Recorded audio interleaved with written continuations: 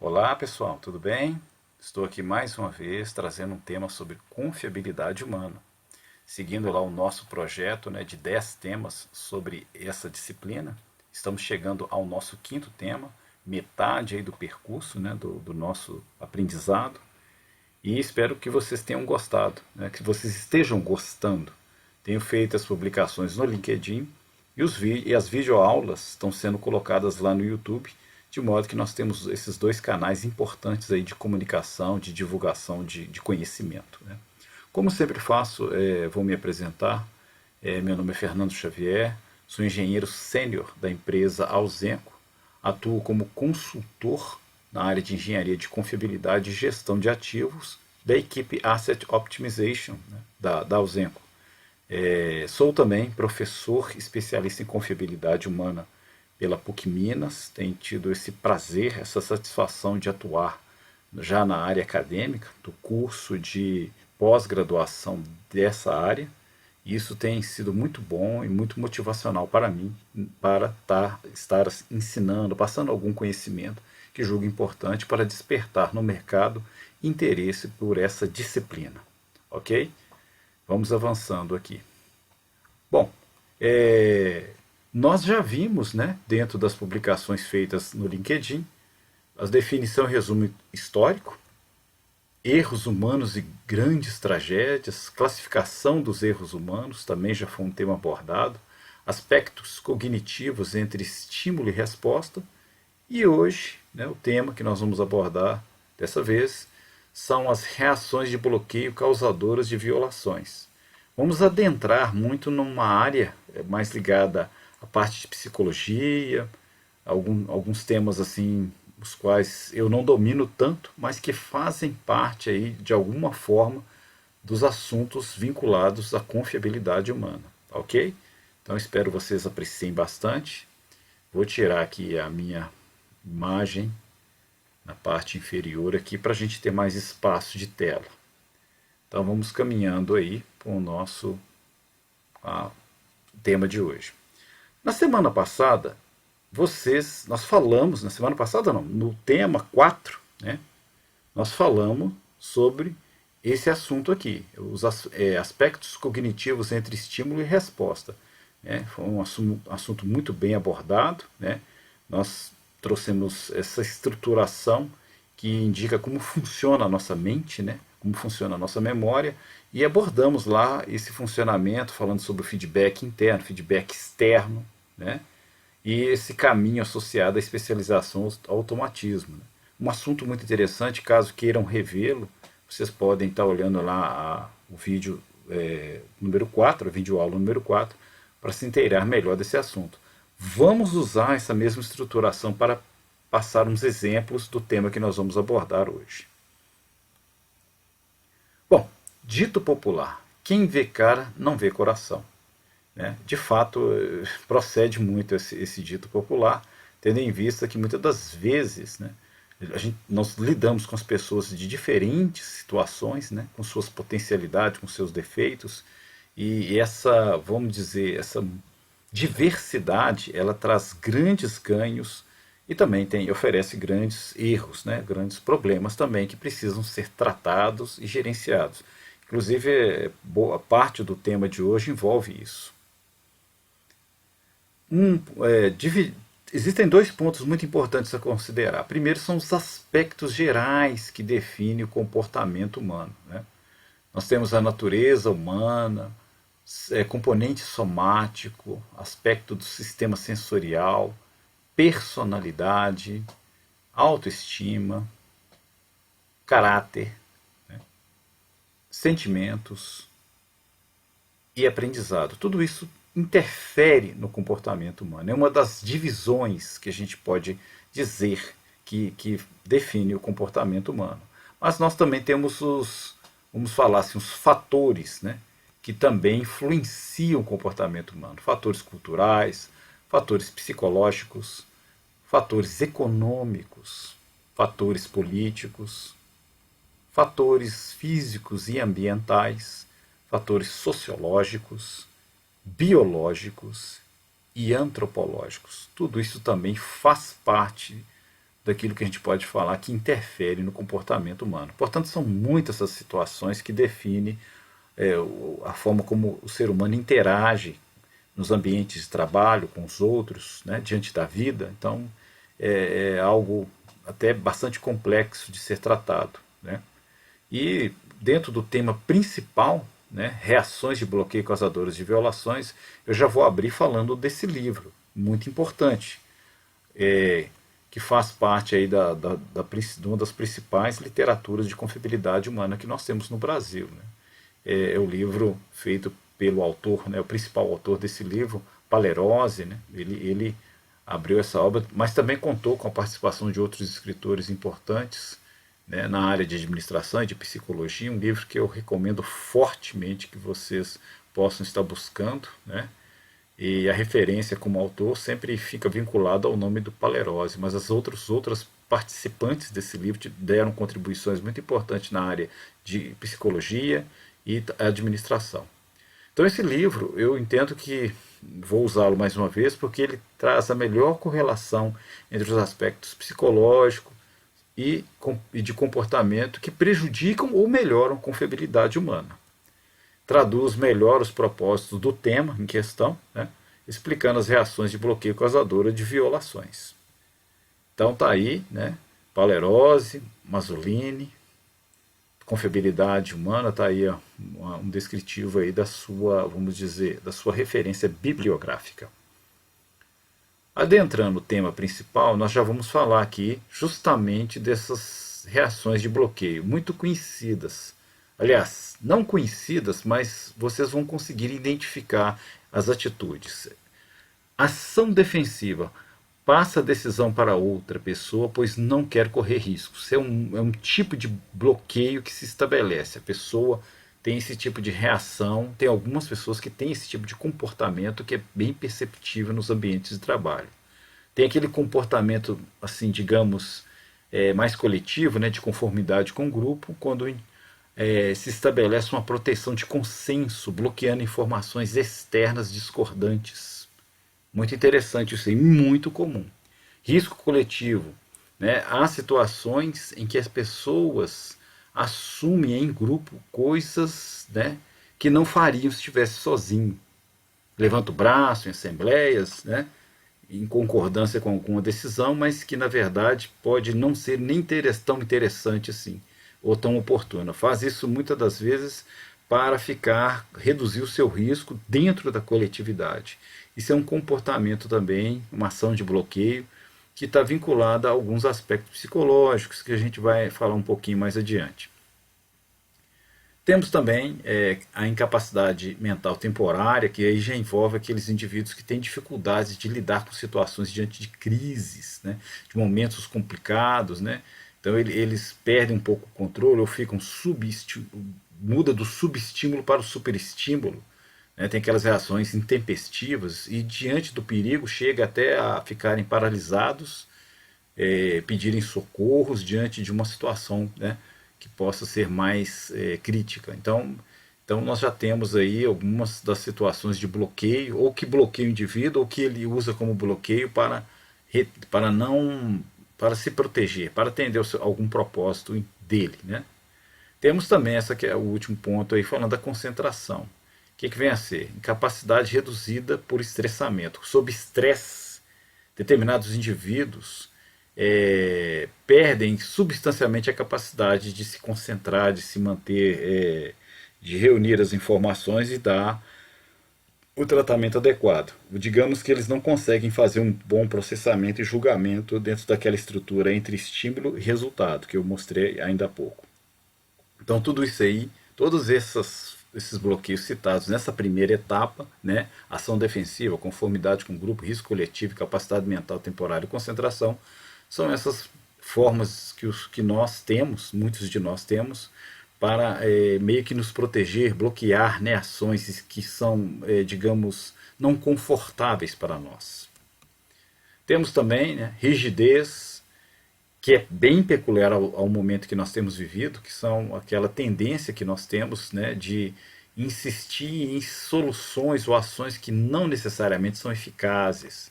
Estamos sempre amarrados a conceitos antiquados, a uma religião, a alguma coisa que justifique nossas ações. Creio que lendo assim vocês já devem estar até associando a alguma situação de momento que nós temos vivido, né? Uma insistência com determinada solução, uma insistência com determinado caminho que não, muitas vezes, mobilizado por visões, por ideologias que muitas das vezes não agregam, não é o caminho correto a se seguir.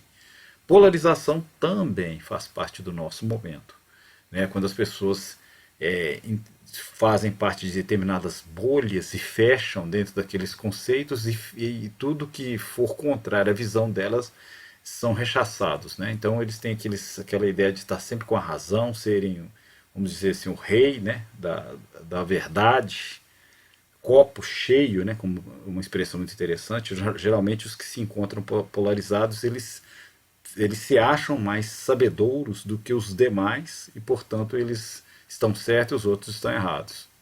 Isso é muito comum nos nossos dias atualmente. Temos também a questão da superficialidade, que o indivíduo se prende, fica muito preso a pensamentos e questões, tratando tudo de forma muito superficial ou mesmo inconsequente, né? Também temos esse perfil. Insistência, que é um outro tipo de bloqueio, né? Algumas ações são aplicadas em excesso, envolvendo detalhes e cuidados que muitas das vezes não são importantes nem prioritários. Tem pessoas que têm esse tipo de comportamento, né? Ele está sempre tá muito ligado a um certo perfeccionismo, né? E o trabalho não desenvolve. Ancoragem. Esse é um tipo de comportamento que envolve aquelas situações em que os indivíduos é, se justificam demais, né? Tentam provar que estão certos, né? Formam hipóteses que justificam suas ações, mesmo em situações na qual não faz sentido ou não há racionalidade. Então eles se sentem sempre compelidos, né, a agir de forma ancorada para se defender, ou seja, bloquear quem esteja contra a sua visão de mundo, vamos dizer assim. Então, tá aí, né? Falamos então da ação defensiva, conformidade com o grupo, risco coletivo, incapacidade mental, que nós vamos falar, trazer um exemplo para vocês, tá? No finalzinho. Concentração, rigidez também, um exemplo que nós vamos falar no final. Polarização, superficialidade, insistência e ancoragem. São esses os principais aspectos de reação, de bloqueio que normalmente nos induz a algum tipo de violação. Eu trago para vocês aqui uma forma de pensamento que já é até bastante antiga, talvez não sei se ultrapassada, mas que é interessante a gente falar aqui. E é bem antiga mesmo, né? Vem da época lá da Grécia, né?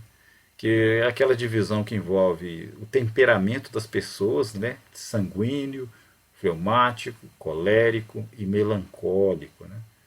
Então, achei interessante essa divisão, vai nos ajudar a direcionar algumas visões interessantes para o tema de hoje. Veja que é bem antigo, né? Essa divisão surgiu por volta de 400 anos antes de Cristo, né? Embasada por Hipócrates, né? Que é citado aí como pai da medicina. Muito interessante, como é tão antigo e até hoje bastante usado essa divisão, né? Essa divisão, né, dos temperamentos acabam dando direcionamentos para o comportamento das pessoas. Conforme o tipo de temperamento, a forma de lidar com as coisas e com o mundo, define comportamentos importantes. Então nós temos sanguíneo, colérico, melancólico e o fleumático. E dentro dessa estrutura nós temos qualidades e o que a gente chama aí de defeitos, né, de oportunidades de melhoria, vamos colocar assim. O sanguíneo, né, ele tem como qualidades ser afável, entusiasta, comunicativo, compreensível, destacado, crédulo, protagonista, um excelente comunicador, né, e, porém, fica muito susceptível a ser volúvel, inseguro, impulsivo, exagerado, né, por vezes egocêntrico e indisciplinado. As profissões que mais lidam que mais está ligado a essas pessoas são atores, políticos, comunicadores, palestrantes. Temos também, né, o colérico, que são aqueles que têm uma postura mais de liderança, independência, são audaciosos, decididos, práticos, mas que, por outro lado, quando em desvio, né, quando se tratando dos defeitos, se apresentam como vaidosos, insensíveis, astuciosos, sarcásticos e prepotentes. Né? Também há a questão da autossuficiência, que leva eles a serem mais frios e mais isolados, né, mais independentes. Né? Como profissões, né, ou como funções importantes dentro dos ambientes de trabalho, do mercado, vamos colocar assim, eles são produtores, construtores, empreendedores, né, e líderes. Né? Importantes líderes são coléricos. Temos aí também, né, o melancólico, né, que está mais ligado aí às artes, à invenção, à filosofia, à música. Né? São figuras leais, sensíveis, idealistas, perfeccionistas, mas podem cair ali na inflexibilidade, ser antissocial, pessimista, vingativo, muito crítico, muito teórico. E aí, por fim, temos o fleumático, que é que são aqueles que ficam ali mais no equilíbrio, né? Buscando mais um papel assim de ponderação, né? Que são mais calmos, práticos, eficientes, cumpridores, né? E trabalham bem na parte de negociação, porém se desmotivam com facilidade, sempre estão muito desconfiados, introvertidos, calculistas e indecisos. Né? Então temos essas características. Como tem esse perfil mais centrado, costumam ser bons diplomatas, administradores, professores e técnicos. Então essa divisão eu achei ela interessante, trago para vocês, e a gente pode pegar algum desses defeitos e tratá-los dentro da visão que é falada, né, dentro do contexto aí da psicologia. Esse giro que eu estou dando aí com essas setas indicam que muitas das vezes nós flutuamos entre essas áreas, né, esses quadrantes. Né? Às vezes nós somos também um pouco sanguíneo ou melancólico, colérico ou fleumático, enfim, a gente está sempre com algum desses aspectos, e é porque nós convivemos com essas pessoas e desenvolvemos as habilidades que eles têm. Né? Então isso é muito interessante. Né? Eu, por exemplo, me julgo muito dentro da área do sanguíneo e melancólico. Né? Então tem muitas das qualidades e defeitos dentro dessas estruturas. Por isso eu achei interessante essa divisão, porque olhando, falando da minha própria pessoa, me identifiquei com muitos dos pontos ligados aos quadrantes sobre os quais eu falei. Então isso deve aplicar-se a muitas pessoas que estão assistindo aqui também. Bom, de acordo com esse escritor, né, que traz esse livro aí muito interessante, que eu até adquiri, estou dando uma olhada boa nele, que é da inteligência emocional, não exatamente essa obra, uma obra mais recente, que é o Daniel Kahneman. Ele é psicólogo, jornalista e é um dos maiores estudiosos dentro da área de inteligência emocional, que por sinal foi cunhado por ele esse termo, né? E ele diz que os pontos que determinam o nosso temperamento são domináveis e podem ser trabalhados. De que forma? Vamos ver aqui como. Né?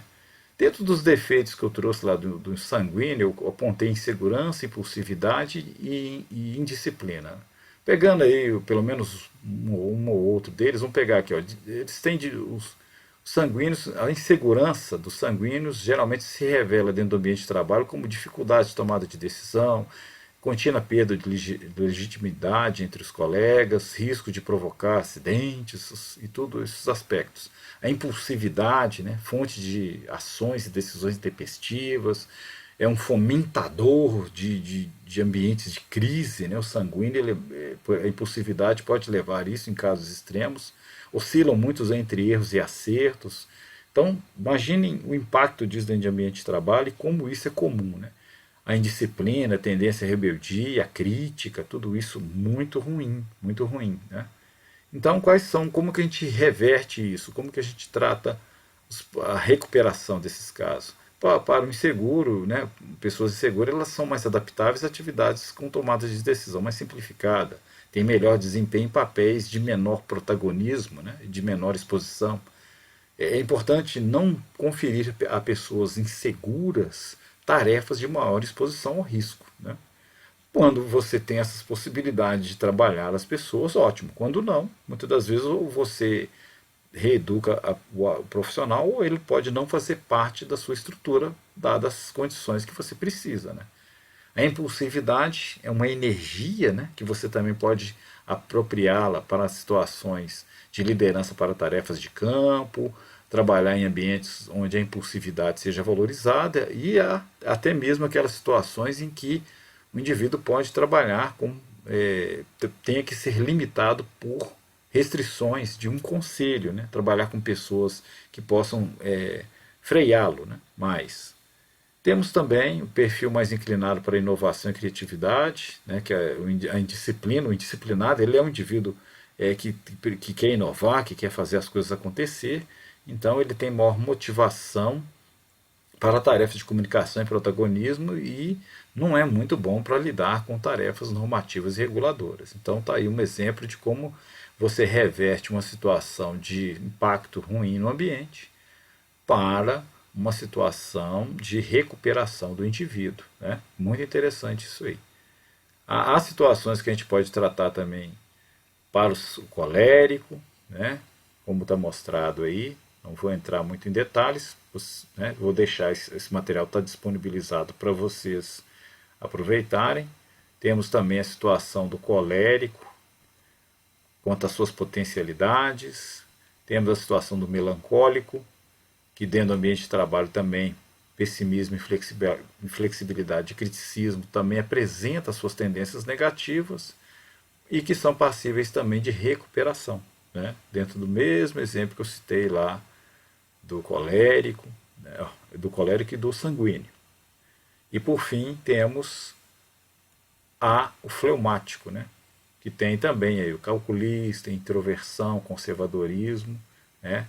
E ele pode também ser trabalhado a fim de que ele possa ser, digamos, ter mais estímulos, né? Quebrar o anonimato e valorizar o perfil, para evitar o ostracismo, mais adaptado às atividades de alta concentração, enfim, medidas também que permitem recuperar essa figura. Então é muito bom termos em mente essa possibilidade de trabalharmos com a situação de impacto e revertê-la para uma recuperação.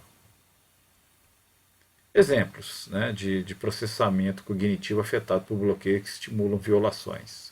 Vamos falar dar um exemplo aqui de ir numa festa movimentada em plena pandemia e reação diante de grave acidente industrial.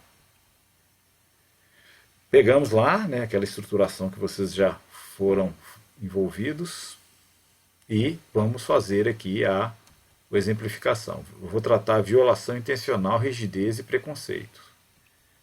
Ir numa festa para se divertir com amigos. Aglomeração de pessoas em plena pandemia da Covid-19. Visão e audição, né, que é o aspecto chave, né, que o indivíduo usa da análise sensorial. Porém, por ser inapto, indisciplinado e preconceituoso, além de ser rígido, né, inflexível, né, nas ideias, ele julga que se trata de uma doencinha que só mata velhos e fracos, não vejo problemas, tenho saúde, sou novo e vou ficar bem atento. Então ele toma essa decisão, faz esse julgamento. Né? Então tem preconceito, tem desconhecimento, tem indisciplina. Porém, claro, dentro desse contexto, geralmente uma pessoa impulsiva, agressiva, vai tomar uma decisão de entrar na festa de qualquer maneira. E aí ele entra na festa e, no caso aqui como um exemplo, né, que deve ter acontecido com muitas pessoas aí no Brasil, infectou-se com o vírus da Covid-19. Resultado muito possível. Né? Então está aí um exemplo de violação intencional, rigidez e preconceitos. Mais um exemplo, né, agora dessa vez violação não intencional, incapacidade mental temporária e medo. Agitação incomum, a explosão no local de trabalho. Esse é um estímulo e bem forte. Muitas pessoas saindo apressadas, alarme de incêndio soou. Então a análise sensorial, né, visão, audição e olfato, permitiu o indivíduo constatar essas informações que chegaram até a sua memória. Mas, no entanto, ele nega, né, essa situação, ele prefere não enfrentá-la, ele se sente inseguro, medo. Quando junta tudo isso, o indivíduo tem uma incapacidade mental temporária, que é aquele caso que nós falamos lá, um bloqueio. Sempre falo da questão do bloqueio gerar violação. Então, esse bloqueio leva ele a não consigo, né, vou morrer, ou vou pedir ajuda, e agora o que eu faço? Né? Fica aquela situação de indecisão e às vezes travados. Né? Então, ele fica numa situação de indecisão e bloqueio. Né? A ação dele fica corrompida, né, por essa situação tratada aí no processamento e julgamento muito falhos. Então ele grita por ajuda e não sai do local, né, como é instruído. Então, portanto, ele permaneceu no local gritando por ajuda e no final veio a óbito devido ao avanço das chamas. Né. Então, tá aí os exemplos dados, bibliografia, né, que eu agora, a gente sempre trago para vocês aqui uma bibliografia. Fechamos o assunto, né, do tema de hoje, né, sem grande aprofundamento nos tópicos que foram apresentados, até porque esse tema aqui ele é mais para um plus, né, para a gente mais ou menos juntar informações de interesse para a gente aprimorar outra frente de trabalho ligada à área de psicologia. E aí o livro que eu trago hoje na verdade, um compilado, né, de vários procedimentos aí, de conferências na área de confiabilidade humana para vocês apreciarem. É um livro muito interessante, tem, na verdade, temas, né, que foram feitos, trabalhos que foram realizados, né, e que vale a pena também buscar esse material aí, tá bom? Então, pessoal, por hoje, né, no nosso tema aqui é isso aí. Estamos aí, então, concluindo o nosso assunto, né? E na semana que vem nós vamos falar do tema 6, né? Papel da ergonomia na confiabilidade. Vamos falar assim, vamos dizer assim, fatores humanos, que serão os temas, do tema 6, né? Então, portanto, muito obrigado, espero que tenham gostado.